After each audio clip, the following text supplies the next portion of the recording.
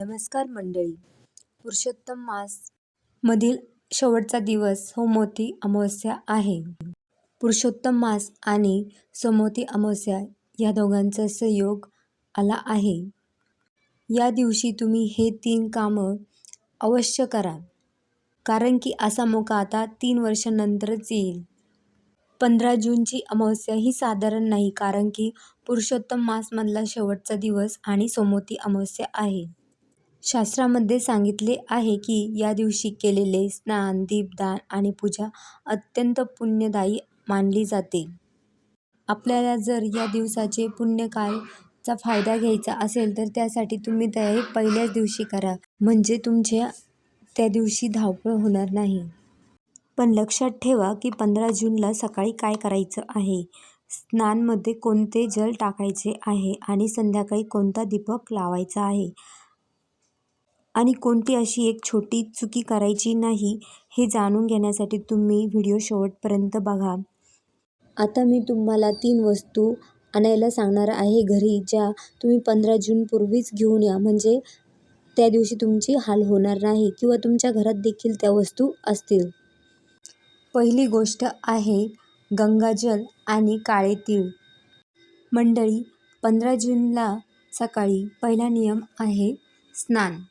शास्त्रामध्ये सांगितले आहे की पवित्र भावाने केलेले स्नान अत्यंत शुभ मानले जाते.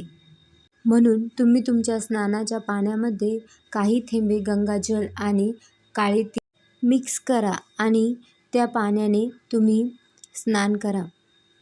त्यासाठी तुमच्या घरात जर काळे तीळ आणि गंगाजल नसेल तर ते आदल्याच दिवशी घेऊन या. स्नान करताना भगवान हरीचे स्मरण करा आणि मनात प्रार्थना करा की तुमच्या जीवनातील नकारात्मकता दूर होऊ दे आणि शुभतेचा प्रवेश होऊ दे.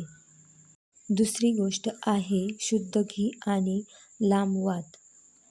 मंडळी, अमावस्येच्या संध्याकाळी दीपदानाला विशेष महत्त्व आहे. त्यामुळे तुम्ही एक मातीचा दिवा किंवा पिठापासून दिवा बनवा.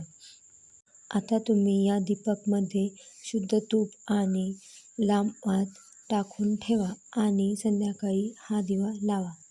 परंतु एक महत्त्वपूर्ण गोष्ट लक्षात ठेवा की दीपक लावताना तो डायरेक्ट जमिनीवर न लावता त्याखाली थोडेसे अक्षत किंवा फुलं ठेवा.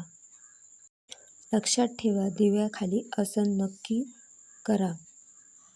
हा दीपक तुम्ही तुमच्या घराच्या मुख्य दरवाजासमोर उजव्या बाजूला लावू शकता किंवा तुळशी समोर देखील तुम्ही लावू शकता.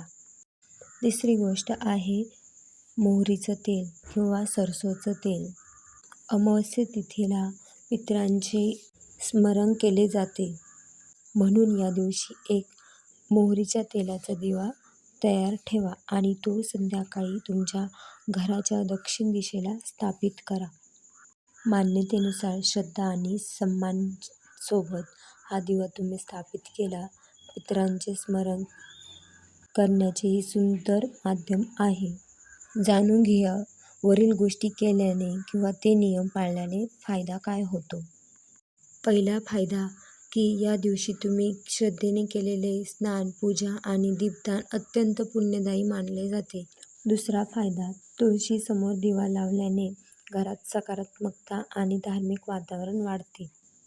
तिसरा फायदा, पितरांचे स्मरण करून केलेले दीपदान मनात संतोष, श्रद्धा आणि कृतज्ञतेचा भाव उत्पन्न करतात आणि घरात शुभ वातावरण निर्माण होते.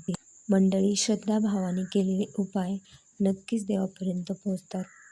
या व्हिडिओमध्ये बघितलेले उपाय अतिशय सोपे आहेत, ते तुम्ही नक्की करा. तुम्हाला हा व्हिडिओ आवडला असेल तर लाईक, शेअर, सबस्क्राईब करा चॅनलला आणि व्हिडिओ बघितल्याबद्दल धन्यवाद.